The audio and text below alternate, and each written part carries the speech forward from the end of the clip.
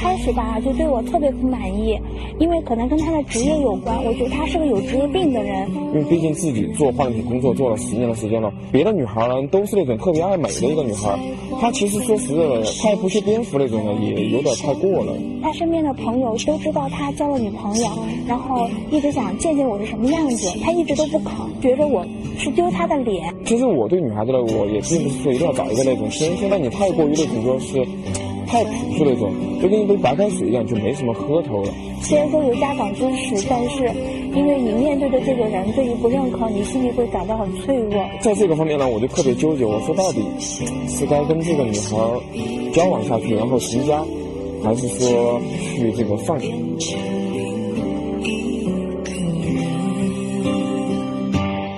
不修边幅就不能结婚吗？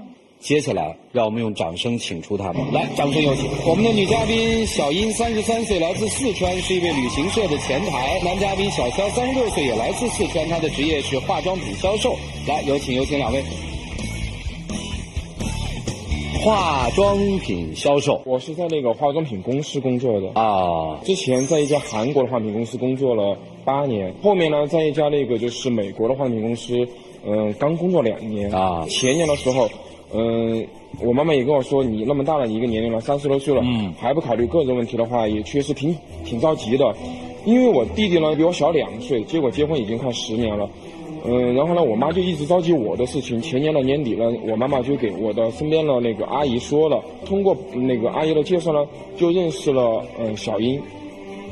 当时我看到她的时候，我确实心里面怎么说呢，感觉到我妈妈为什么给我介绍这样一个女朋友？我怎么了？心里面想着，哎，你什么意思啊？我怎么了？因为她并不是我理想当中的一个对象。哪见不认人？姑娘，你当时看中她了吗？最开始嘛，因为我们不是属于一见钟情那种，是属于那个相亲的方式，也算是一种缘分嘛。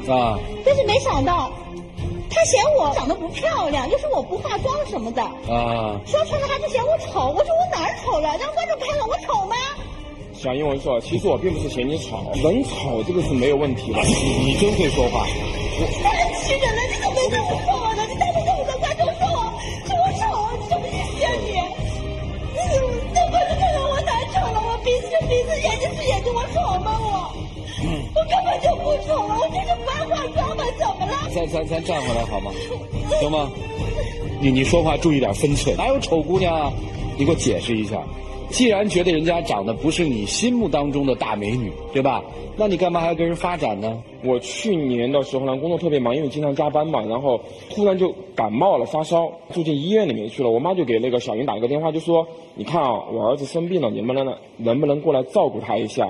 然后他呢，当时听了这句话呢，也挺主动的，然后就到医院里面来了。当时我给我妈妈说，我想吃点那个粥，小云特别上心，就给我熬了一点。一个人在生病的时候是最容易被感动的。其实刚刚接触的时候也接触比较少，我妈也鼓励我说：“儿子，你去跟别人多交流一下嘛，多接触一下，或许能够让你能够去接受他。”我妈妈跟他爸爸相处特别好因为他爸他妈都特别喜欢我。我觉着吧，我跟他们一家人生活在一起肯定会幸福的。但是不知道为什么，就是他一天挑三拣四的，一会儿说我这儿不好那儿不好。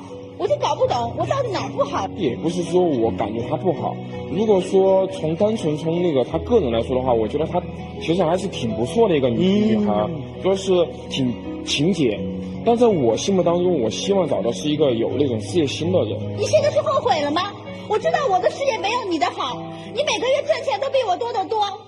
我跟你说了，我不是女强人，我达不到你的要求。小英，别急啊，他能反悔吗？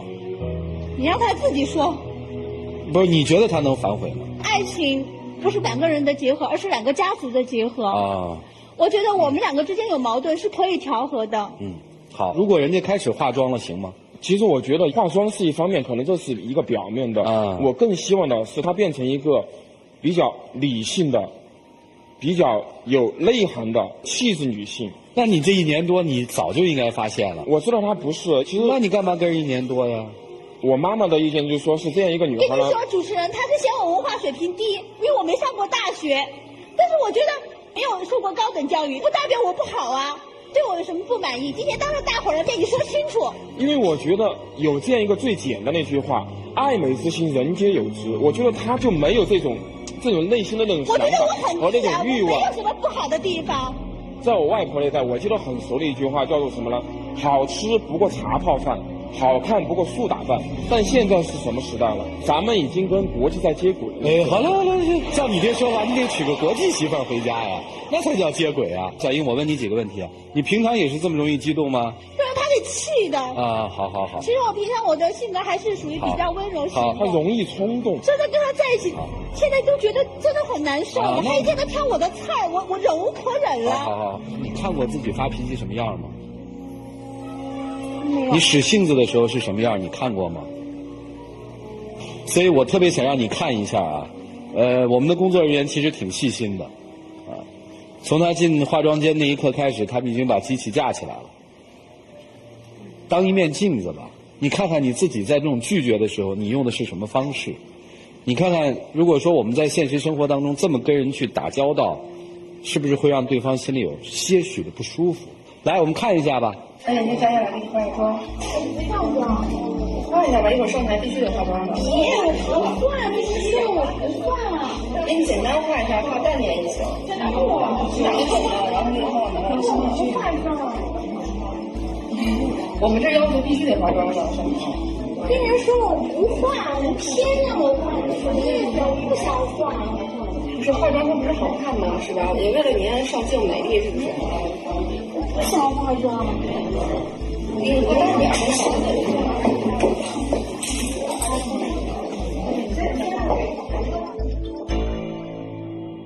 好看吗？我觉得我那样挺自然的。不，我说的这个好看是指人际交往的过程当中，就刚才那方式，你觉得它美吗？是有点不是很雅观。现在你可以说了，你到底现在来的目的是什么？是说希望他做一个改变，还是说不行咱就分开吧？其实呢，他本质不坏，内心是很善良的。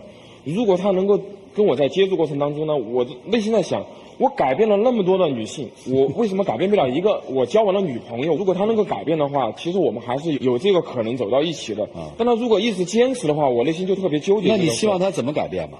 平时不化妆没有问题，如果你要去见朋友的时候，或者有一些重要场合，我觉得这个时候你可以化一下妆，表示对别人的一种尊重，一种礼貌，知道吗？我尊重了，我还有一个，你的性格，你的性格要改变，你的性格要改变，性格要学会什么呢？理性点。一个人在处理一件事情的时候，我希望你用理性的态度去面对，而不是用一种冲动的态度去面对一件事情。你能举个例子吗？我要说主持人，别让他说啊，他觉得说丢他的脸。就上一次吧，他跟他朋友去聚会，他说你这个那个穿那次我给你买的最漂亮的衣服，什么鞋子牌子什么的，我说行，穿就穿呗，反正为了给他挣面子呗。结果那天也是运气不好，天要下雨。我想，天都下那么大雨，那衣服多贵呀，弄湿了多心疼呀。再说了，我要生病了怎么办？天下着雨，刮着风呢。我就没穿，我就那个穿了雨衣跟雨鞋，我就去了。你说你那样对你自己尊重吗？你对你朋友也不尊重，你对你自己也不尊重。你出门见个朋友，你穿个雨衣过去，你觉得好？你觉得那样好吗？你觉得那样？你怪我干嘛？你怎么不讲道理啊你？而且我提前跟你说了，我说你如果真的下雨的话，你打个车过来也花不了几个钱，1-20块钱的问题。现在挣钱多辛苦呀，有你那么花钱吗？你再辛苦，你也不可能在这个地方省上。小轩啊，我倒觉得小英娶回家真是一个好媳妇儿。主持人太抠门的媳妇儿也不是好啊，她还抠门啊？我不是抠门，我是节约。我跟你说，主持人是这样的，我妈妈的性格跟她很类似，所以说我为什么我妈妈喜欢她？我心里面就在想，如果我的生活当中有2个这样的女性，我真不知道我后半辈子30多年怎么过。你的意思就是说，你要娶了她，你生命里就有2个妈呗，是这意思吧？那你今天来的目的是什么呢？我就希望能够让我们的这个就是专家也好，还是我们的身边的朋友也好，来劝一劝他，这个他真的能够改变这个关系。你是在给我洗脑。我是希望让你的生活过得更有品质一些。你不要把你职业上的那些东西带到生活中，职业和生活是有区别的，咱们是过日子。一个人，当你挣了钱的时候，你应该去懂得享受，懂得消费，并不是说你要一定挣1万块钱、2万块钱你才懂得消费。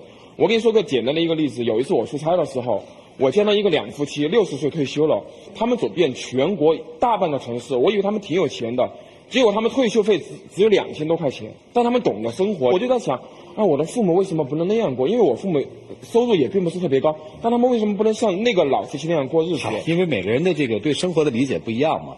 那我就觉得他就是这种挣了钱不会去享受，不会给自己一点小奖励的那种人。我那是节约，你不省哪有钱呀？照你这么花，今天挣100块，明天花300块，行吗？我并不是说我挣100我花300，我也是一个特别会计划的一个人，我特别会算。我跟你说，那个我问一下啊，既然你那么会过日子，又特别会算，你算一下这个算不算是你老婆的人选？应该并不是。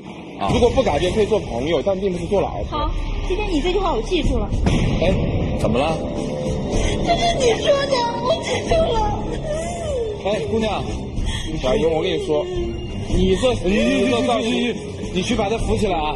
你当着全国人民的面，你别说他了，你快把他扶起来吧。如果在成都咱们还好，咱们今天出门在天津，我跟你说，你不叫不稀罕。姑娘，来，不叫不稀罕。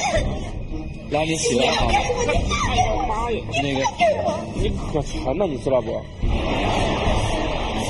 对，我不是说你回去。就是他让我减肥，我觉得我一天那么忙，还要上班，回去还要给他煮饭洗衣服，哪有那么多时间呀？他就让我减肥，好痛苦呀！别减，我也知道减肥这事儿很痛苦，所以我也不减肥啊。我也不是很胖呀。对，我说我怕。请回。所以说，主持人你看到了，他是不是有点冲动？有没有人说你的性格有点像小孩？好天真的，你知道吗？